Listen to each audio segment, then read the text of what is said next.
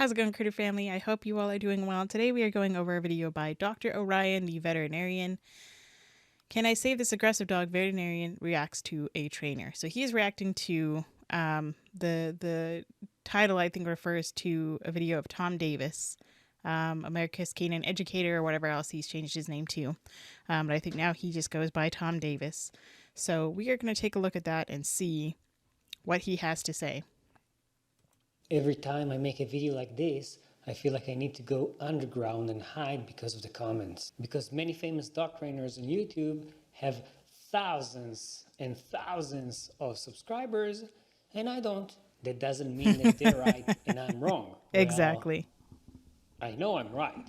So I'm gonna do it again. I'm Dr. Ryan, a veterinarian and a veterinary This video is 2 years old as of the making of this video here currently. behavior residency graduate. Let's check it out. You guys, this dog hasn't been able to be around other people in over 3 years. Understandable. I mean, a dog like that seems very, very fearful and very, very anxious and probably doesn't want to be around people. The same old story, you know, positive only, 3 different trainers, no. Okay, so instead of using, it's not positive only, by the way, Mr. Sir, you just apparently have had some unskilled, or you're just not listening to them. You know, a lot of times they don't blame the trainer, blame the owner, as I like to hold owners accountable, just as much as I do with trainers, that positive reinforcement trainers, do what they can, and it's up to you to do the work. So if you do not do the work, then you're just going to be lazy, or you're just going to, you know, not put the time in. Then you're going to go to a trainer that uses tiny slip leads, that uses prong collars, shock collars, uses corrections, and then you see a difference and you're going to say, oh, it was the method all along. The method doesn't work for my dog. No. Results. The same old story? I wonder what book he's reading, because the book that I read was just the opposite. Of course, the fact that you're working with a reward-based training or with a positive trainer doesn't necessarily mean that you're gonna get the results that you're aiming for. There are also a lot of bad force-free trainers. Also, if you weren't fully committed with doing what a good trainer told you to do, and you just didn't do it because you didn't believe in it, then I'm not surprised it didn't work. Exactly. But thank you. Reward-based training definitely works for this type of dogs. Absolutely. The other trainers that Thank you. Had you. worked with, had they been able to work with him? No one has ever been able to hold a leash. First, it seems like the owner is able to hold a leash. Why should a trainer be able to hold a leash? Exactly. I don't need to hold the leash to show you how to work with your dog. In fact, I'm not going to ask to hold the leash if the dog seems any bit uncomfortable, for my safety, for the dog's safety, for everybody's safety around. I'm not going to just require that I hold the leash so I can pop and correct them. There's no point in me holding the leash, because I don't need to use the leash other than keeping the dog in the general vicinity that I am. That I'm in. You know, I'm not going to be popping or jerking or correcting or yanking on this dog. Why should anyone be able to hold my own dog's leash? I am my dog's caretaker. I'm supposed to hold their leash. And of course, if the dog is aggressive, why even try holding the leash? It's dangerous and it only stresses the dog out unnecessary. even more. So maybe those positive trainers actually tried avoiding making your dog more stressed. Go figure. Is serious. This dog has a bite history. Normally, I'd like to see the dog owner work a little bit so I can figure out the mistakes that they're making to help them. But because of the dangers this dog presents, I have to take the leash immediately. No, you don't have to take the leash at all.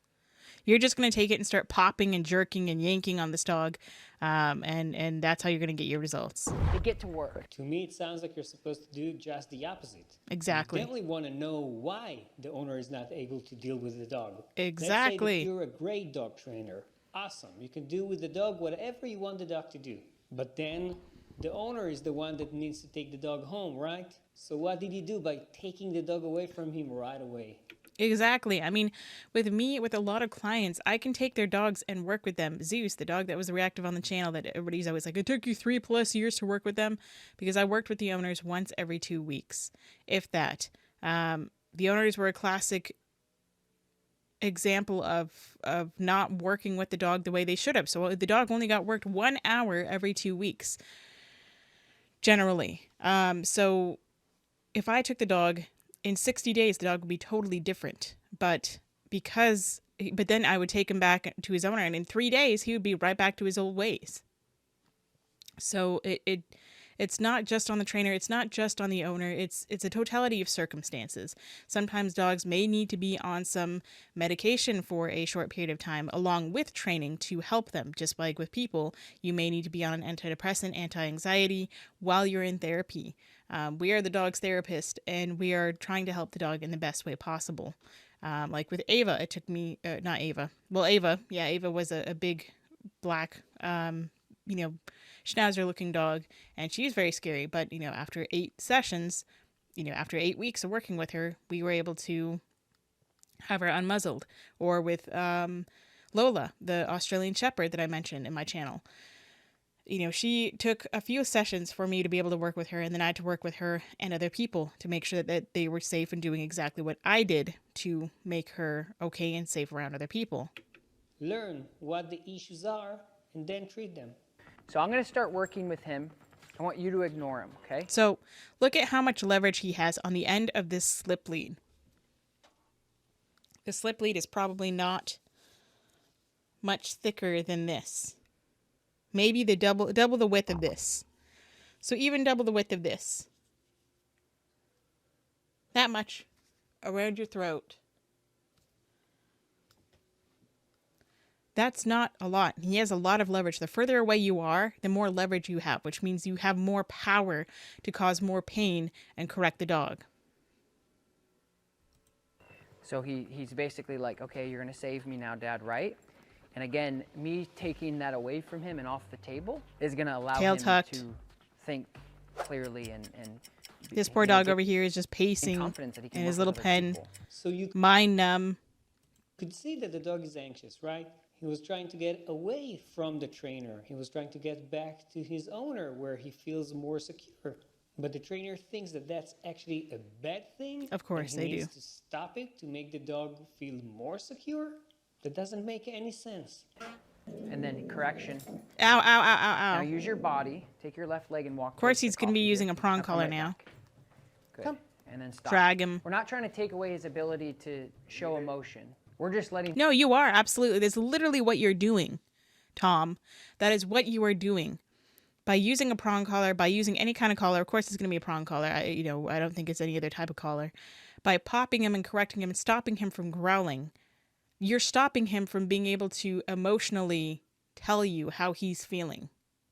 Him know when it's appropriate to show that emotion. Which is So we're going to control when you get to show your emotion, which if we say you never get to show emotion, then the dog is never going to get to show emotion. So you don't get to control what your dog's emotional state of being is.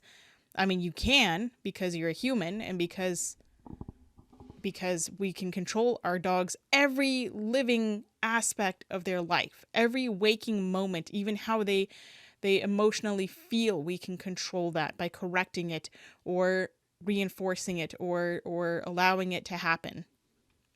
exactly like taking away his ability to show emotions. The dog is signaling us that he's afraid.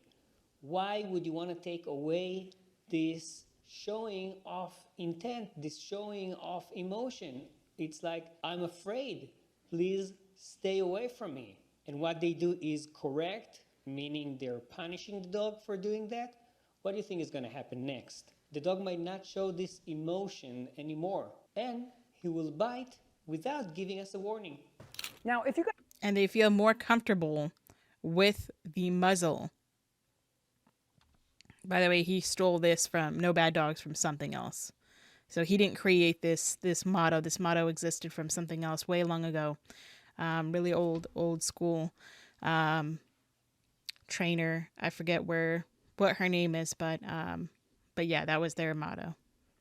guys know anything about dog body language, you understand and see that this dog is stressed, but also understand that this dog was stressed 3 years ago and a year ago and before he came in on the way here, and as he's here, he is going to be stressed. And my goal Sure. is to simply break this dog out of his shell by group class, and I just want to be Oh God, that's probably the worst thing you can do.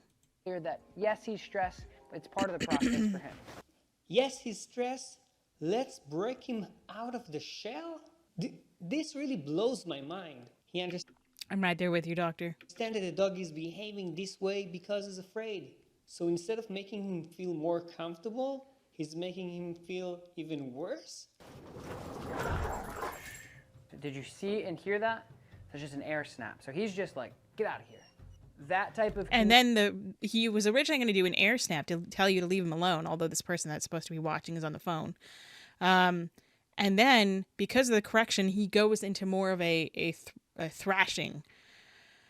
Okay, so here's what I would do. I would have the dog in a basket muzzle. I would have them in a regular harness, no collar, or no collar. You know, no collar, or a regular collar, but no prong collar, no slip lead, no nothing like that. Ellie's chewing on something.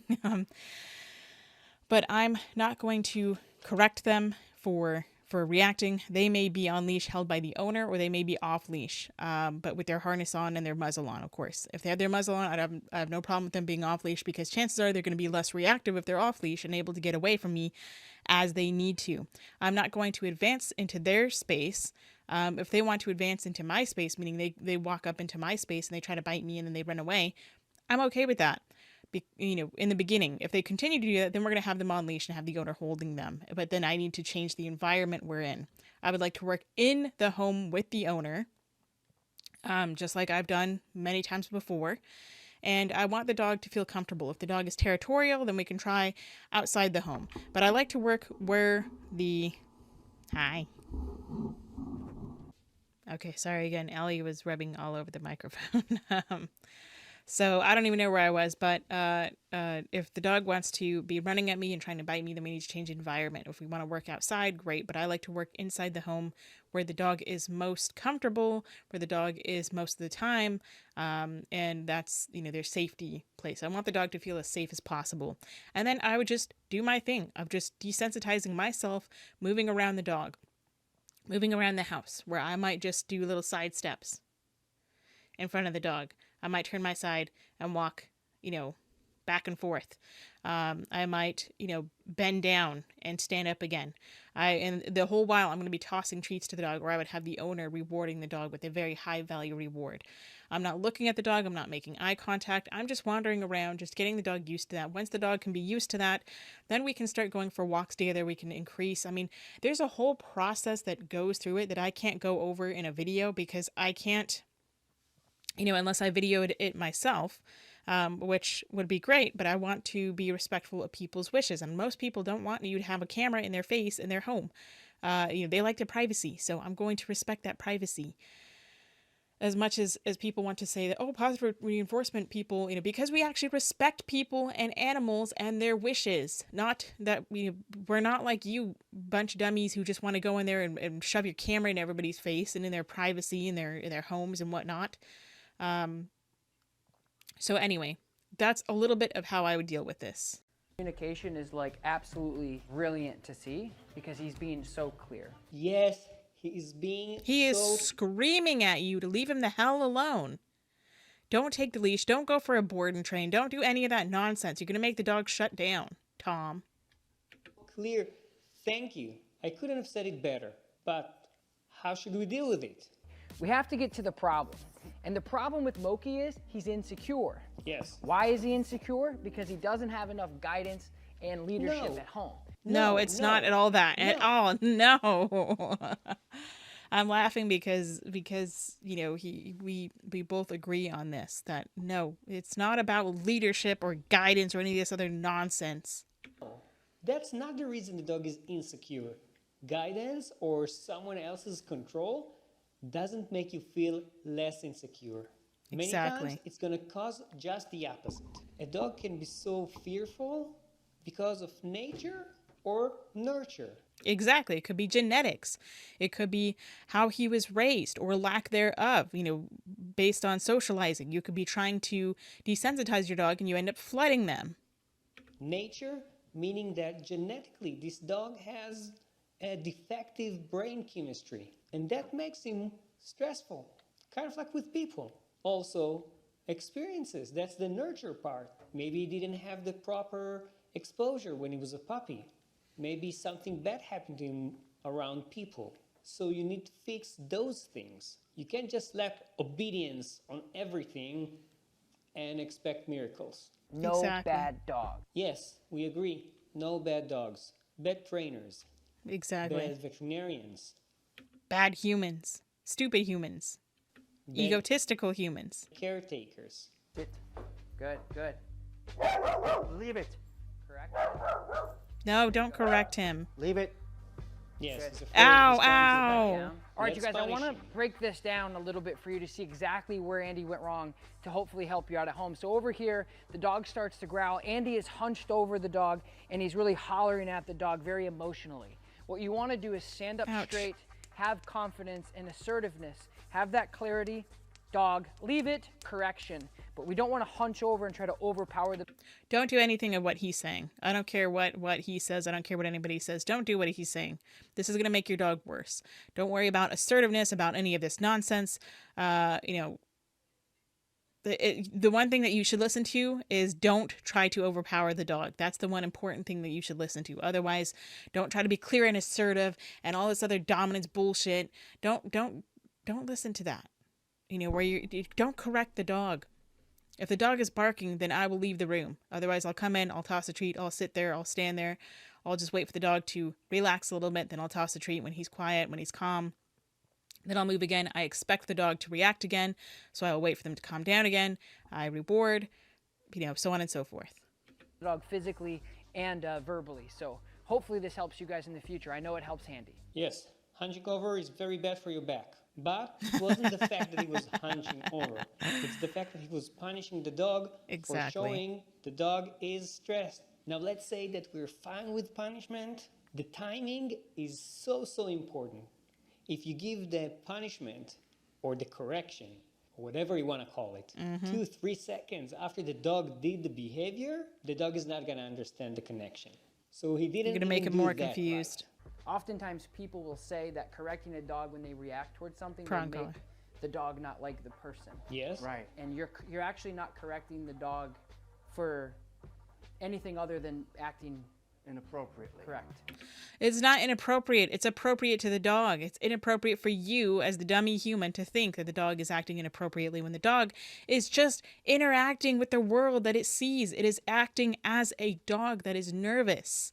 If you are afraid of something and say you're afraid of someone breaks into this guy's house and has 14 assault rifles in his face and he is scared and he is pissing his pants and this is not just the owner, but anybody, Tom, this could be anybody. Everybody's always like, why do you pick on the owner? Because the owners are just as ignorant and they need to be woken up just like I was woken up. And I hope that nothing bad happens to them. Anyway. Say somebody's trying to rob this guy, and he is fearful, but every time he tries to act out and tell these people to get out of his house and this and that, he gets corrected. That's what you're doing to your dog. Your dog, you might see a bear and you freak out. You might see a spider and you freak out. Even the teeniest, tiniest little jumping spider, totally harmless. A garter snake in your garden, not a garden snake, a garter snake. And they're totally harmless, but you freak out. But every time you freak out, someone slaps a prong collar on you, which is just as foreign to a dog as it would be on a human, and they pop you and they start correcting you and telling you, no, you don't get to be afraid of that. You stop acting afraid of that. That's what we're doing to our dogs. The dog is acting appropriately. He's not acting inappropriately. He's acting appropriately. The dog is showing us everything that we need to know. It is us that are insisting on having the dog in situations that stress him out. Instead, what we should do in situations like this is to find a distance where the dog is not reacting and is not triggered that much that he goes berserk when seeing the trigger, in this case, a stranger. If the dog is not reacting that way, then give him a treat. By doing that, we're actually creating a counter-conditioning. We're changing what the dog is thinking or feeling in that situation. So instead of, oh my God, this person is a monster, now it's thinking, oh my God, every time this person comes here, I'm going to be rewarded. Awesome. I want this person to keep coming here. Exactly. Thank you, Dr. Orion. If the dog is muzzle trained and doesn't care wearing the muzzle, It's fine for protection to use it. But that doesn't mean that now you're going to get too close to the person Exactly. and cross the dog's threshold. And by the way, Exactly. sometimes Very important that he said that. Don't let it be a false sense of security just having a muzzle on your dog that, okay, now that I have a muzzle, I can do whatever the hell I want to. like people, just training is not enough. Sometimes you actually need to give the dog something to reduce the anxiety. Basically, medications like Prozac even. That's not gonna drug your dog. That's not gonna cause your dog It shouldn't. If your dog is passing out and just like zombified, then they're on too high of a dose. to be a zombie. It will make your dog calmer if he needs it and if that's the right medication for him. Of course, That was what Zeus was put on, and that helped him significantly along with training. you should probably speak with your veterinarian or even with a veterinary behavior specialist Yes. before making a decision like that. Absolutely. Now, if you agree with me or even disagree with me about what I just said, check out this video about another famous dog trainer. The dog daddy. So thank you, Dr. Orion. That does it for this video. Let me know what you think. Do go subscribe to him. Go check out this video of his if you'd like. Go check out more of his videos. He does a great job. So thanks again for watching. Go say howdy to your little critters. Say howdy do for me. Give them some kind of love and they appreciate. And practice peace, patience, and positivity.